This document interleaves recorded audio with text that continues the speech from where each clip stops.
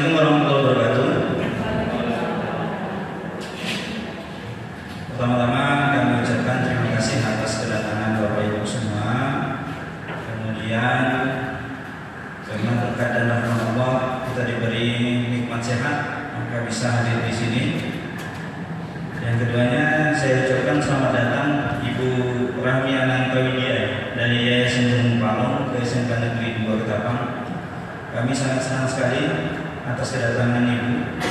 Nah, sebelumnya saya sampaikan dulu salam dari Ibu Kepala Sekolah, karena beliau ini lagi menghadiri kegiatan CEO Award di Jakarta, jadi nggak bisa hadir. Kemudian saya disuruh untuk mewakili dalam kegiatan ini. Nama saya Wahyu Jayadi sebagai wakil menteri. Nah, untuk garisan besarnya peserta ini adalah terdiri dari wakil kepala sekolah, kemudian ada ketua program, kemudian juga ada teknisi, kemudian guru-guru PKK, Bu. Ya. Kemudian ada cerita sedikit ya tentang SMK Negeri 2 Ketapang. Jadi SMK Negeri 2 Ketapang ini sebenarnya sudah ada platform digital, ada Facebook, kemudian ada IG, kemudian juga ada TikTok, ada YouTube. Nah, ini terakhir ada web sekolah sudah ada. Kemudian untuk platform digital ini digunakan sebagai sarana promosi sekolah. Cuma kami ada masalah sedikit untuk PPDB-nya. Selama pandemi ini kami mengalami penurunan, Bu. Secara global mengalami penurunan.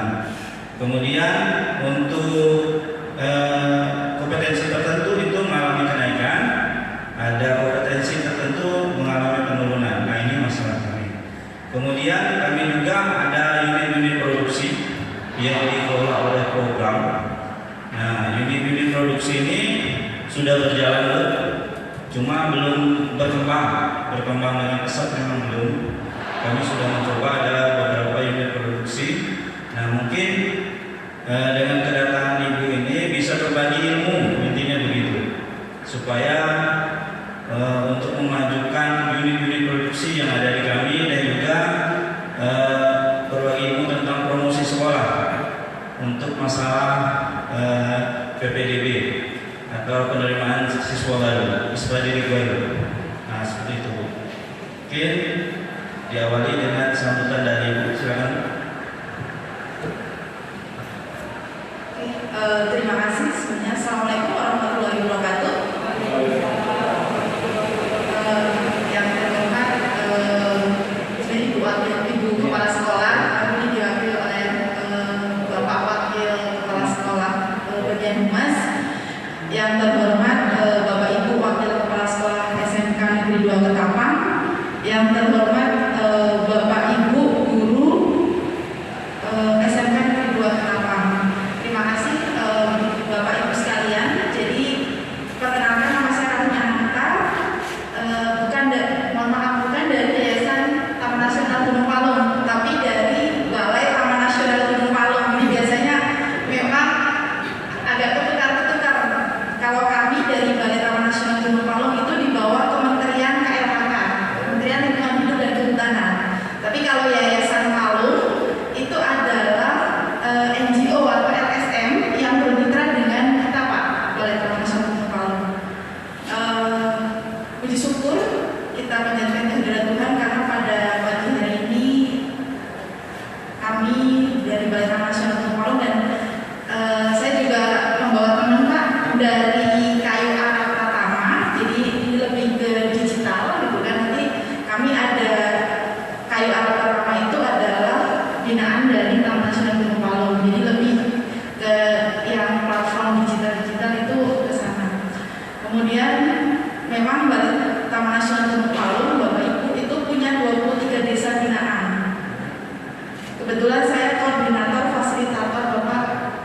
Jadi hampir setiap minggu saya ke masyarakat gitu, karena ada kelompok binaan kami gitu kan, yang memang pengembangan UMKM dan pariwisata. Jadi karena memang banyak pengunjung sebelum pandemi ya, Pak ya, jadi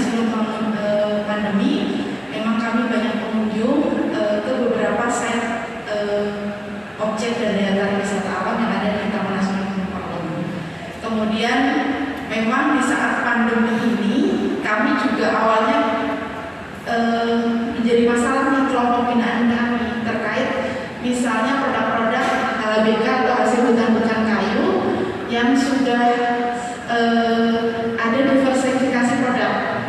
Kemudian waktu itu saya usulkan ke kepala balai, kebetulan beliau sangat luar biasa. Seperti kepala sekolah di sini, Bu Rini juga luar biasa semangatnya gitu kan. Jadi waktu itu memang di saat awal pandemi, staf-staf Taman Nasional itu disuruh beli produk-produknya Pak. Jadi ada gula aren, kemudian rebung kering, orkok dan sebagainya. Tapi kan tidak setiap bulan kita harus beli produk itu Pak. Terus akhirnya kami berpikir bagaimana nih mengangkat. Kemudian kami juga sudah ada beberapa kelompok binaan kita yang memang awalnya menjual lewat marketplace yang ada di Indonesia seperti Shopee atau Lazada dan sebagainya. Tetapi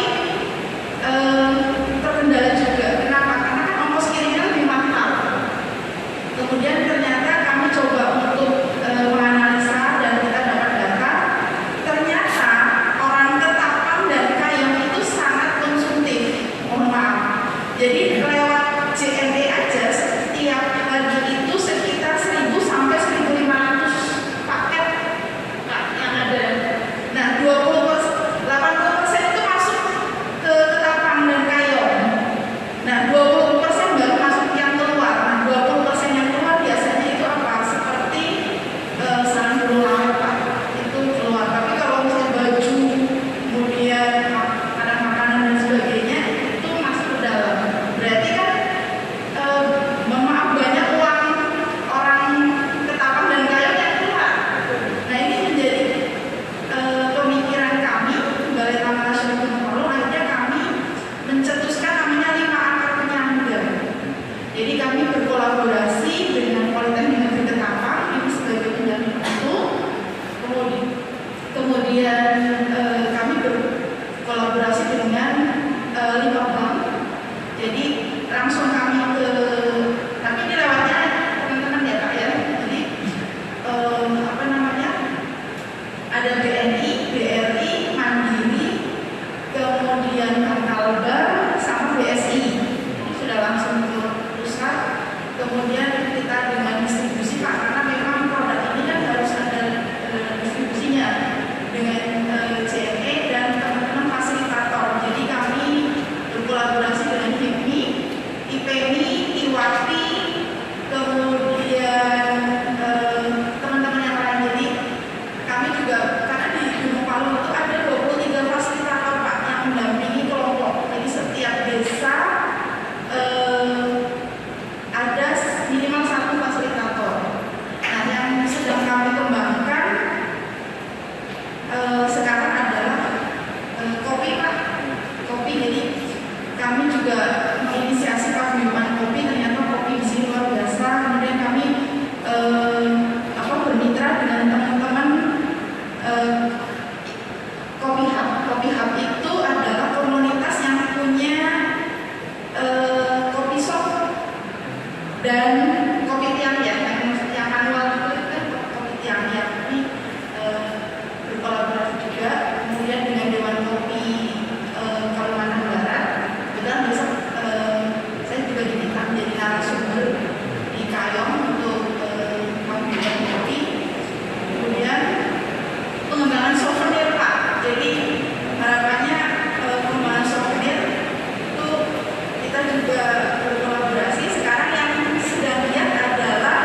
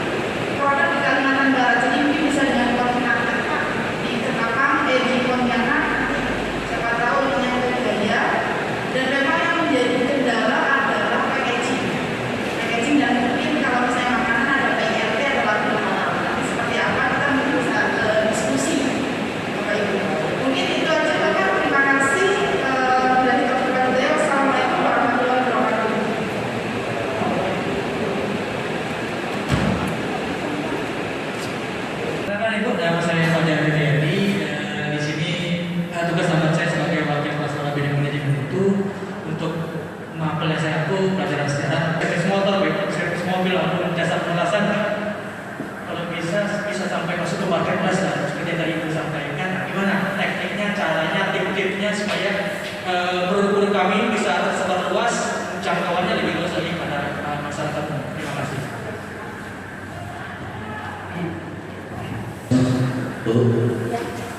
Jadi sebenarnya di SMK Negeri 2 Ketapang itu di masing-masing programnya sudah ada jenis produk apa yang dihasilkan.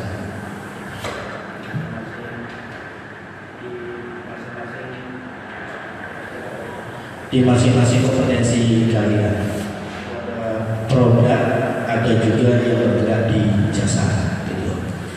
Nah jadi untuk di sini ada kepala program masing-masing, jadi dari TKR, kemudian TBSM ya, ada apa, ada ABHP, ada KPI, DKPI, kemudian ada TB, juga dapat bisa menghasilkan produk. Namun produknya ini yang perlu harus seperti itu. Nah, termasuk juga di jasa, Ibu, di kami juga ada yaitu Pak Nabis, kita juga sudah ada aplikasi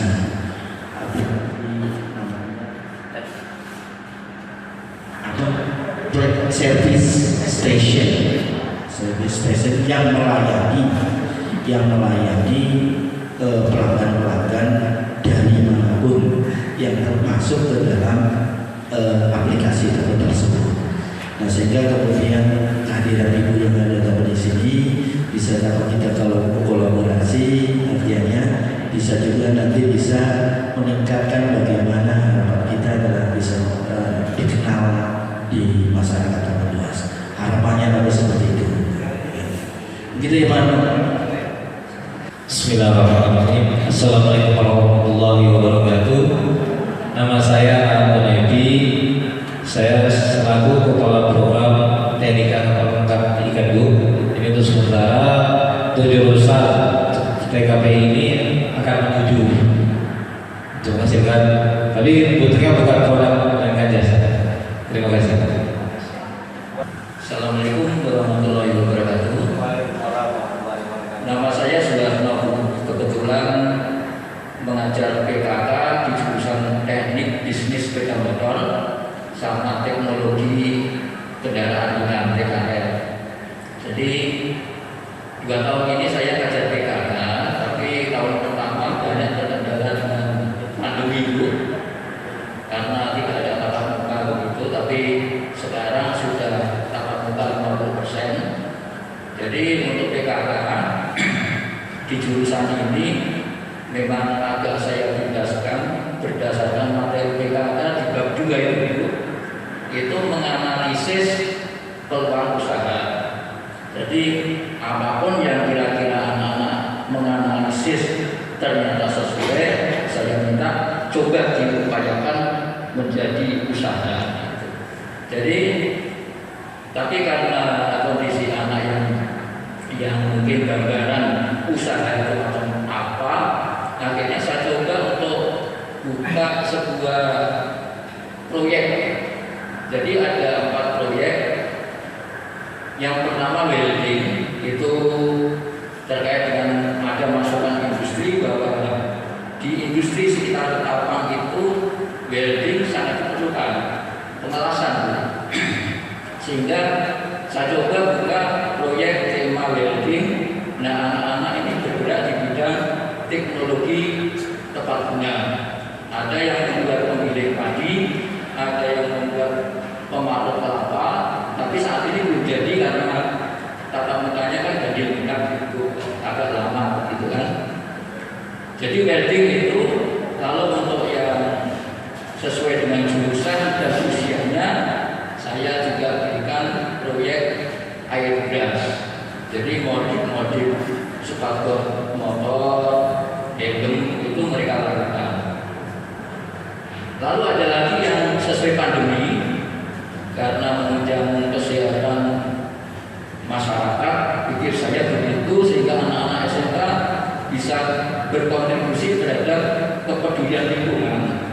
Jadi saya buka proyek VCO, Virgin Coconut Oil, yang sesuai dengan kondisi wilayah kita.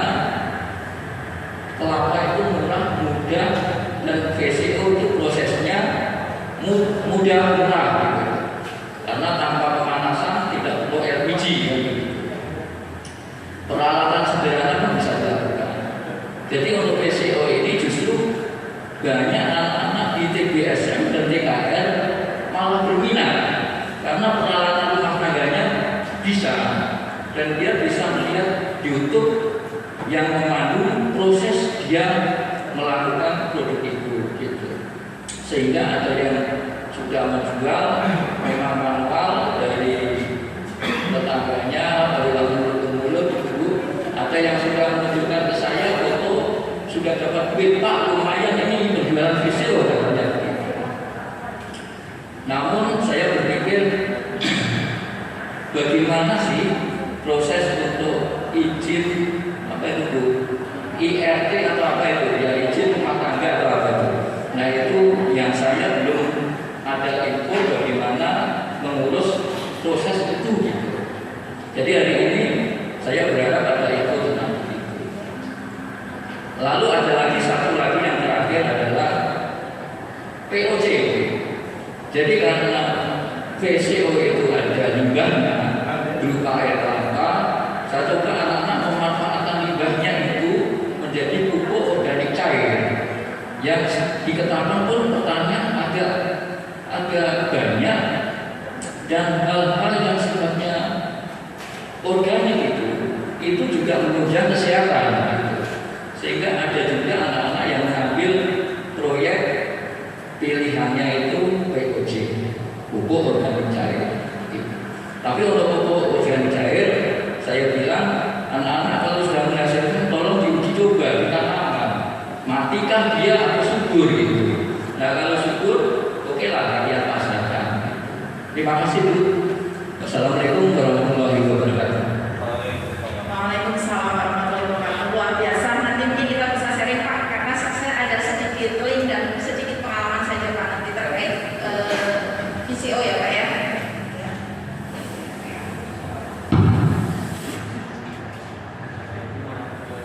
Selamat pagi. Terima kasih Bu sudah datang ke sesi kedua untuk mau berbagi ilmu tentang digital marketing produk daripada SMK. Jadi nanti ada pertanyaan, kita ingin gabung ke marketplace itu nanti berbayar atau gratis gitu ya. Itu aja penting poinnya. Yang lain kalau bisa sih gratis gitu.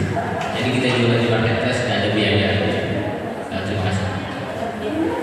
Oke, nanti kalau mau bergabung di marketplace punya kita, ini sudah punya kita ya Kak, kayak namanya nanti adalah gratis Pak, jadi tidak bayar.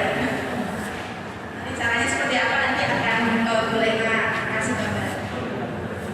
Assalamualaikum warahmatullahi wabarakatuh. Kenalkan, nama saya Pak Rudi, ngajar PKK kelas 11 jurusan NKBI Perikanan. Terima kasih. Ya, nama saya Sabriun, saya mengajar di jurusan Nautika Kapal Penangkap Ikan. Kalau untuk produk, kalau untuk bahan yang berbahan jaring, khususnya kita membuat jaring, sepertinya kita masih belum mampu karena bahan pabrik, bahan yang lebih berkualitas, lebih kuat. Nah, kemudian pabrik ini bisa mau ribuan dari sini ke Sukadana pun jaringnya hari ini dipesan, lusa sudah sampai, bisa.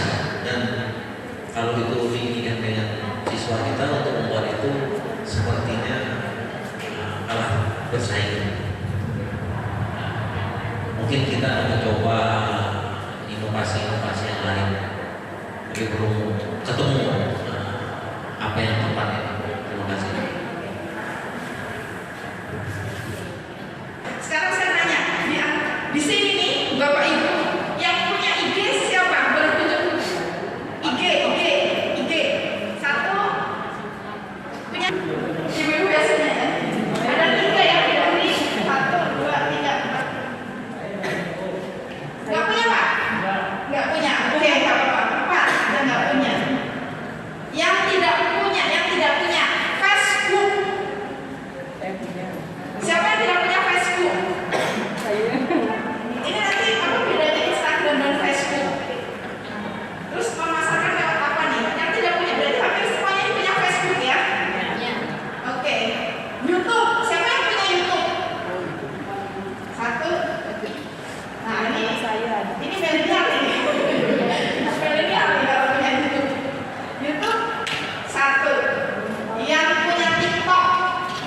Wah, keren.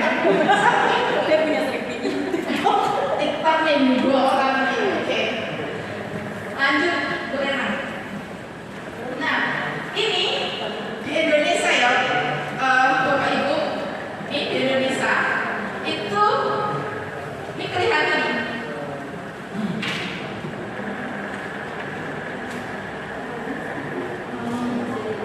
Nah, ini di Indonesia Januari 2020. Ini ada 2000. Jadi masyarakat itu ada 272,1 juta. 55%-nya itu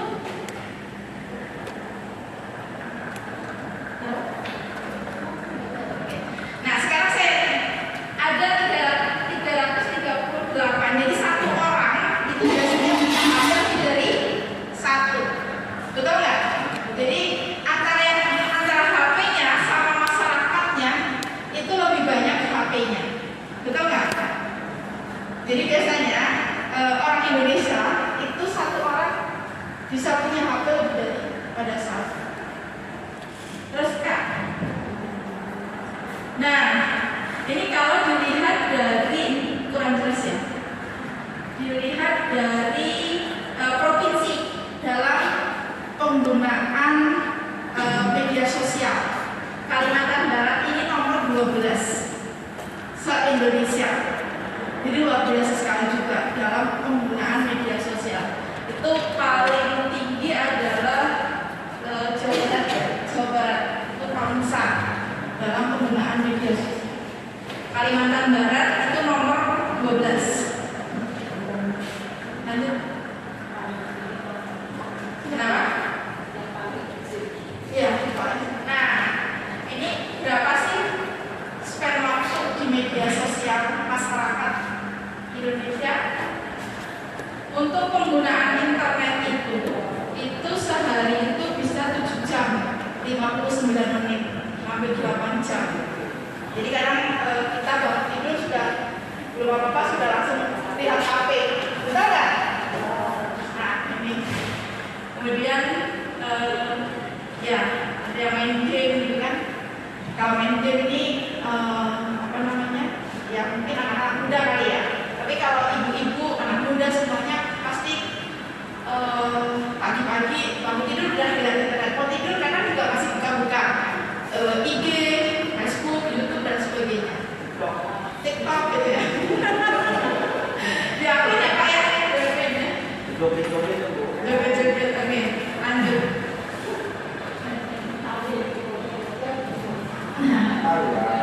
Ini juga data yang kita punya untuk platform dari media sosial.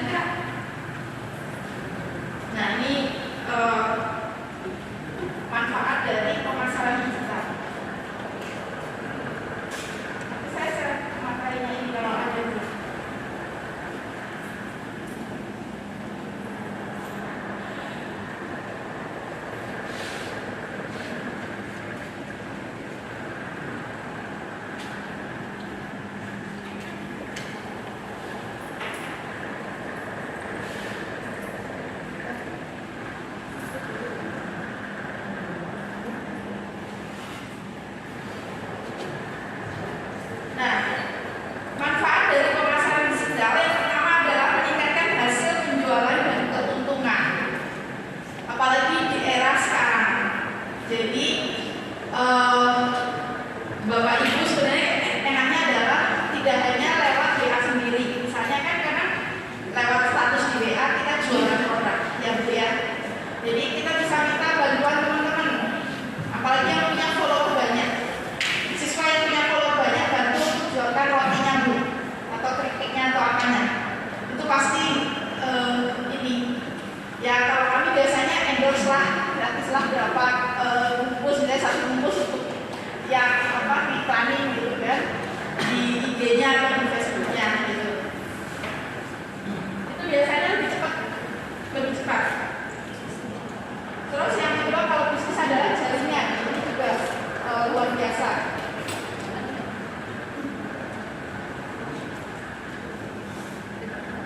Terus manfaat dari pemasaran digital adalah menghemat dana, waktu dan energi yang sedianya dipakai untuk promosi secara tradisional. Jadi kita karena sudah difasilitasi oleh media sosial, ini sebenarnya luar biasa sekali. Jadi kita tidak perlu menawarkan dari rumah ke rumah dan sebagainya. Kemudian yang ketiga adalah menjalin market dan konsumen. Ini juga manfaat dari pemasaran digital. Kemudian menjadi penghubung antara penjual dan customer secara lebih mudah. Ini yang kita rasakan saat ini. Kemudian yang selanjutnya adalah meningkatkan return di investment. Nah sekarang bagaimana memulai pemasaran digital? Nah lanjut. Ini tadi sudah ada website. Ada website nggak Bu di sini Bapak? Ada website nggak? Ada ya? Ada websitenya. Oke. Website. Ada blog? Nggak ada. Ada siswa yang jadi blogger? Ini juga kalau pasar-pasarnya luar juga bagus untuk blogger.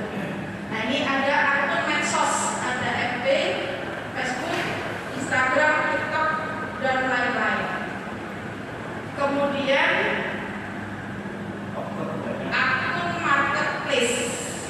Sekarang saya tanya di sini, Bapak Ibu, ada yang jualan lewat marketplace sudah? Lewat shop, misalnya ini Shopee, ada Bapak Ibu? Belum ada. Lazada? Belum ada. Service station. Oke. Nah, lanjut.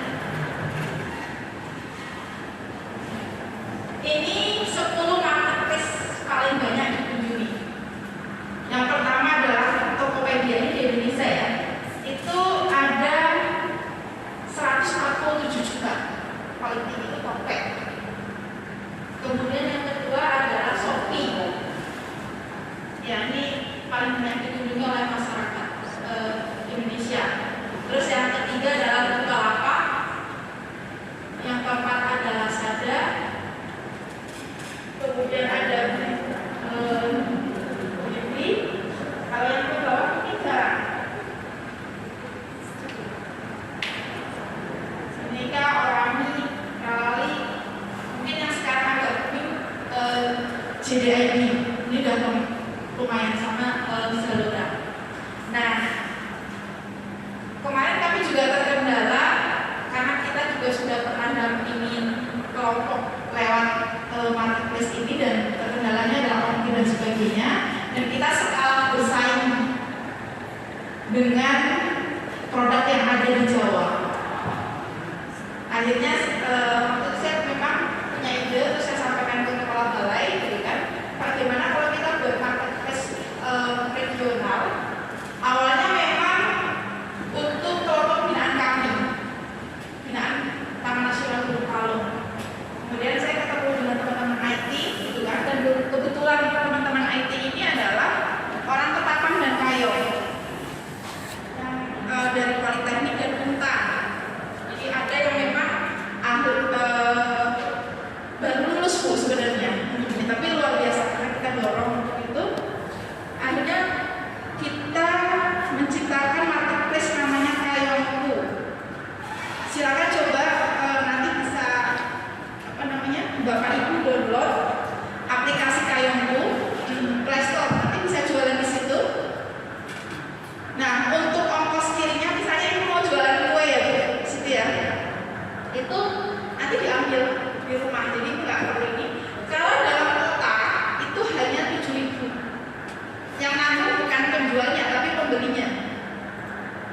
Jadi selama itu di Kecamatan Delta Tawan Bendungan Ayo itu ongkos kirimnya cuma 7.000 dan itu yang nanggung adalah pembeli. Silakan kalau ini download aplikasi Kayonku di Play Store. Nah itu ada dua, sebagai seller dan customer. Nah nanti kalau yang bengkel itu juga sudah ada aplikasinya ya Pak? Ada aplikasinya nggak yang bengkel? Ada. Nah itu di Android. Nah nanti mungkin bisa ditempel. Jadi fitur di situ di Kayonku nanti bisa untuk jualan ini ditempelin. IT-nya siapa? Ada ya? Nah, nanti mungkin bisa ditempelin di situ. Jadi jangan khawatir misalnya lewat aplikasi itu nanti juga aplikasi yang PlayStation service station itu juga nggak apa-apa, lewat kita juga nggak masalah karena kan juga nggak ada biayanya juga. Jadi anggota nggak ada biayanya.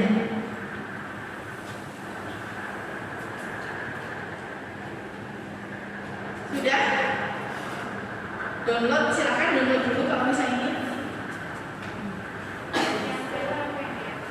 Kalau yang seller berarti ibu untuk jualan. Kalau customer kalau ibu mau beli. Jadi di download dua-duanya. Download dulu.